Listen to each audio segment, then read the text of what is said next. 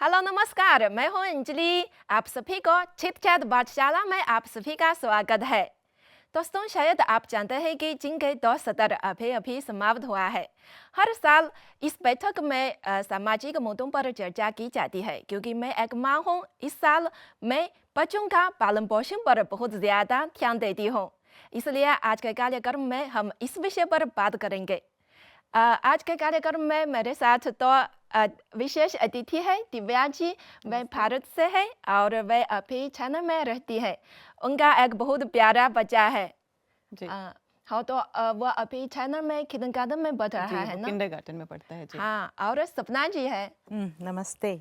उनका बेटा तो थोड़ा अभी बड़ा हो गया है, अभी यूनिवर्सिटी में पढ़ रहा है। और मेरा एक 2 साल का बेटा है, बहुत नौटी है। सबसे पहले मैं आप दोनों को एक सवाल पूछना चाहती हूँ। तो आपको बच्चों का पालन पोषण कैसे लगता है? मुश्किल है?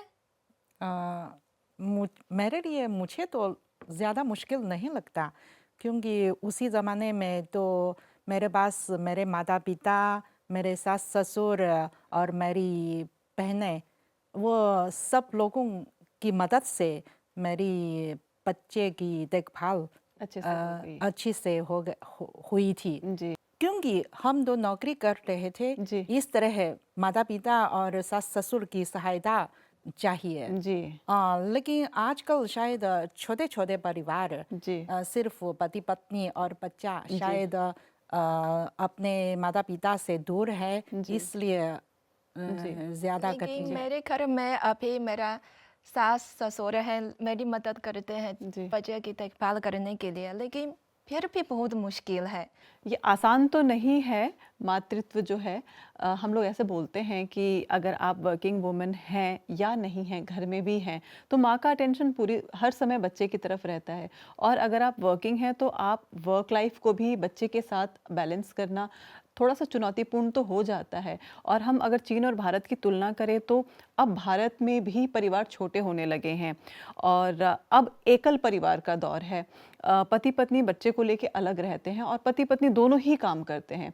तो ऐसी स्थिति में बच्चे का पालन पोषण की पूरी जिम्मेदारी माँ पे आ जाती है और माँ के लिए थोड़ा चुनौतीपूर्ण हो जाता है। तो ये मुद्दा जो आपने लगता कहा, है माँ तो काम करते हैं, दिन में ऑफिस में काम करती है और जी, रात को घर में बच्चे बच्चों के की साथ। देखभाल जी। करने जी। के लिए। क्योंकि आप तो अकेली बेजिंग में जी। रहती है, आपका जी। पति हस्बैंड दूसरे शहर में है, जी। तो आपके लिए शायद और जी, मुश्किल तो होना। ये चुनौतीपूर्ण है और माँओं को क्योंकि वर्कफ़ोर्स में आगे आना है, लड़कियों को भी आगे आना है और उनको अगर मदरहुड में, मातृत्व में प्रोत्साहन मिलेगा सरकार की तरफ से या इस तरह की नीतियाँ बनाई जाएँगी कि वर्कफ़ोर्स में उनका अधिक से अधिक कंट्रीब्यूशन हो, साथ ही वो अपनी फैमिली लाइफ़, अपने बच्चों को भी सँभाल सकें, तो ये महिलाओं के लिए बहुत अच्छा एक डिसीजन होगा। मुझे लगता है दुनिया में हर माता पिता अपने बच्चों के लिए शायद सबसे अच्छा अच्छे देना, सोचते हैं, सबसे सबसे अच्छा अच्छी चीज देना देना सबसे चाहते अच्छा हैं। चाहते देना हैं, चाहते हैं। या सबसे अच्छे जीवन स्तर, जी, सबसे अच्छा एजुकेशन। एजुकेशन, इस तरह जी। वो माता पिता के लिए, खास तौर पर माँ के लिए ये बहुत चुनौतीपूर्ण है। ये एक जीवन का परिवर्तन हो जाता है कंप्लीटली। आप इमोशनली बहुत बहुत सेंसिटिव हो जाते हैं बच्चा होने के बाद। लड़कियों के लिए खासकर ये बात करूं, हालांकि माता पिता दोनों ही ये बॉन्ड शेयर करते हैं, लेकिन मदरहुड ऐसा है, मदर एज अ मदर आप इमोशनली बहुत वल्नरेबल हो जाते हैं बच्चे के साथ। बच्चों का पालन पोषण करने के लिए भी बहुत ज्यादा पैसे खर्च करते हैं। जी। जैसे मिल्क पाउडर खरीदना है, जी। कपड़े जी। खरीदना है, हर दिन कुछ नया टॉयज जी। लेना है। जी। बहुत ज्यादा पैसे हैं। और जी। अभी अभी वो केवल 2 साल का लड़का है। थोड़ा कठिन तो है, एक्सपेंसिव है। पहले के समय में और अब के समय में पहले के बच्चे सिर्फ एजुकेशन लेते थे और कोई स्किल अगर उनको सीखनी है तो एक एज लेटर ऑन लाइफ जाके वो सीखते थे। लेकिन अभी क्या है, अगर आपको अपने बच्चों को मार्शल आर्ट्स, ताइक्वांडो या इस तरह की किसी फिजिकल एक्टिविटी में, स्विमिंग और जो भी जिम्नास्टिक स्विमिंग भी करानी बहुत है, मुश्किल। तो ये सारे स्किल्स वाले हैं और अभी बच्चों को इसी एज में सिखाते हैं।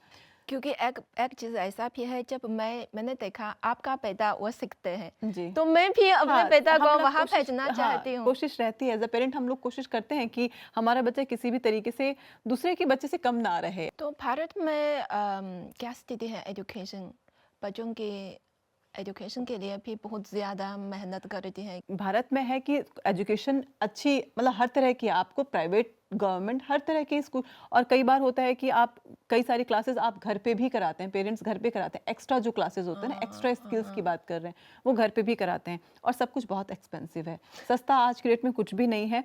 तो भारत और चीन कुछ मायनों में समान है, बस एक अंतर जो मैं देखती हूँ, यहाँ पे बच्चे स्किल्स बहुत अर्ली एज पे सीखते हैं। हाँ हाँ हाँ, और वही मैंने इंडिया में कहा। ये नहीं है। इंडिया में इस एज में आप स्कूल जाते हैं, बस बच्चा सिर्फ केवल स्कूल जाता है, खेलते हैं। खेलते हैं और पढ़ाई करते हैं। बट चीन की तरह नहीं है कि चीन में सभी बच्चे छोटी क्लास से स्किल हाँ, सीखते हाँ। हैं। लेकिन एक देखा जाए तो ये एक अच्छी बात है, आप अच्छी बात है। अभी हम देखते हैं, बात करने के लिए तो बात कर ही सकते हैं, जितने भी आप स्पोर्ट्स देखते हैं, चीन मेडल्स में मेडल की जो लिस्ट होती है पदक तालिका में सबसे ऊपर है, तो आप एक रीजन भी है ना। मेरे बचपन में मैंने कोई इस तरह के क्लास में नहीं गई, जी। तो मैं केवल खुशी से खेलती थी। तो आपके पिता का बचपन कैसे था? मेरे बेटा भी छोटे समय 4 साल से ही वो अंग्रेजी कक्षा में हाँ। वो पढ़ता था, वो ट्यूशन शिक्षा के लिए। जी।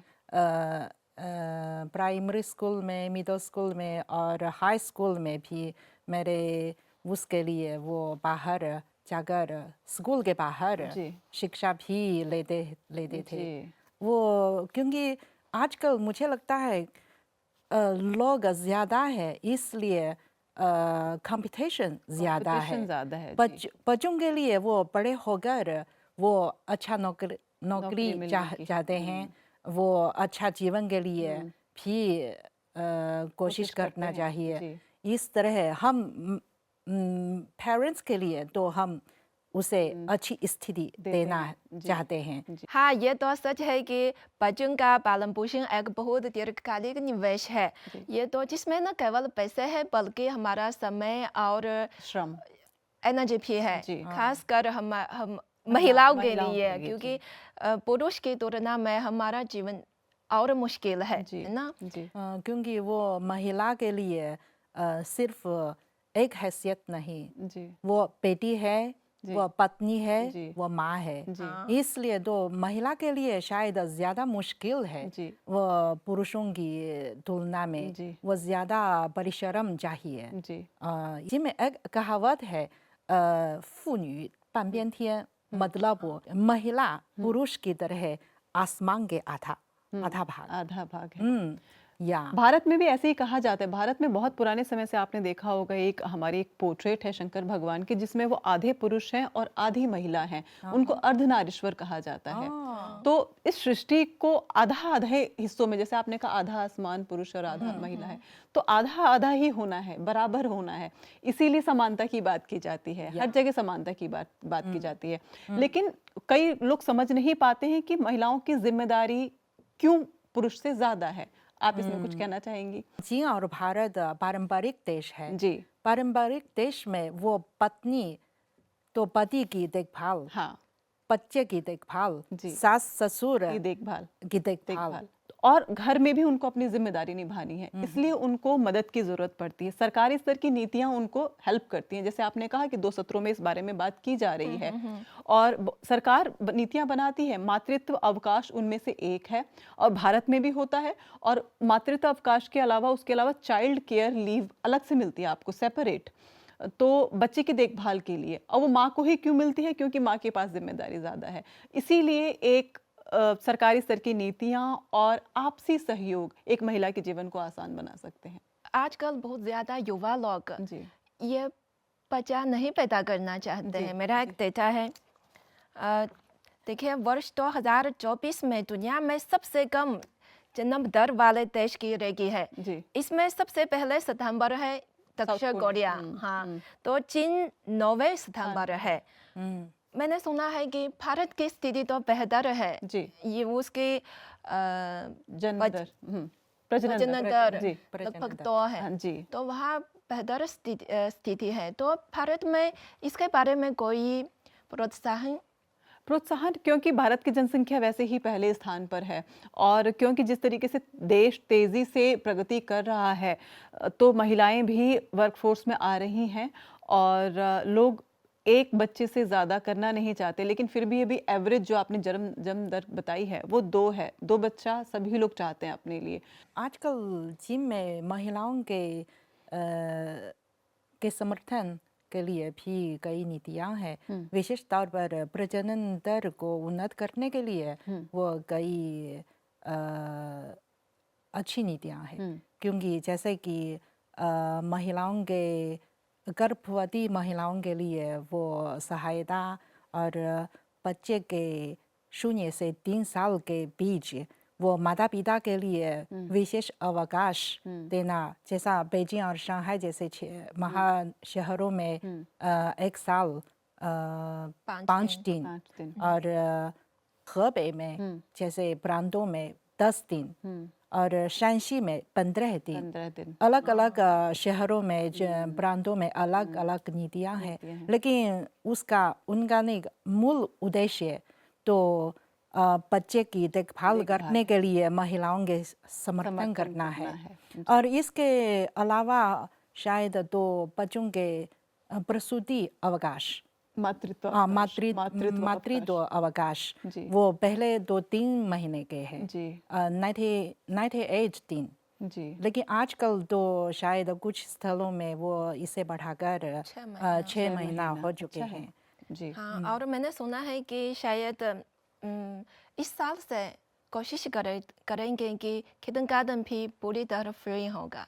5 मार्च को चीनी पीएम ली qiang द्वारा दी गई सरकारी रिपोर्ट में ये पेश किया गया था, ये तो बच्चों के लिए प्राइमरी एजुकेशन फ्री। या ये तो बहुत अच्छी बात है। और ये पूरे चीन में लागू होगा कि किसी प्रांत में?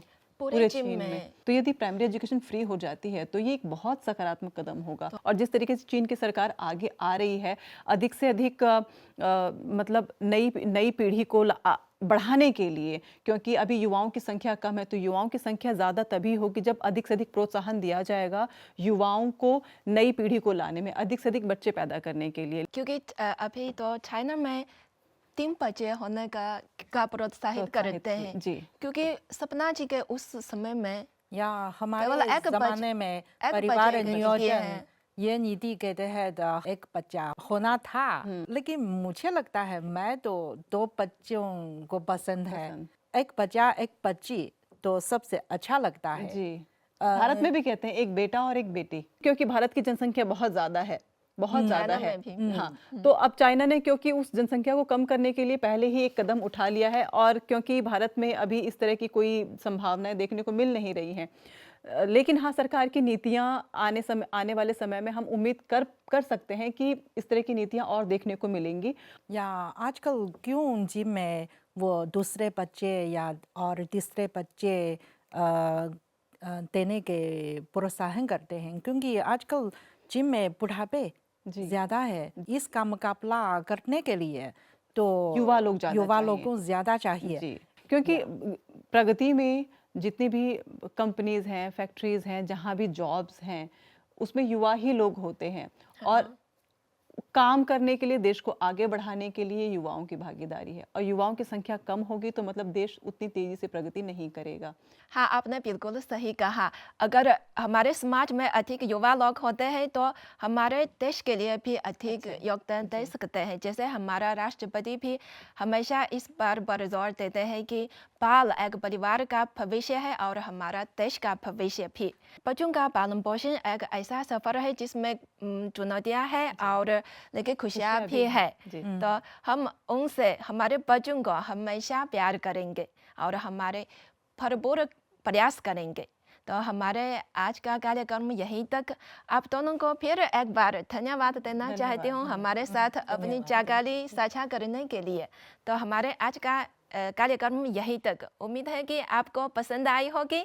अगले वीडियो में फिर मिलते हैं। Bye bye. नमस्ते।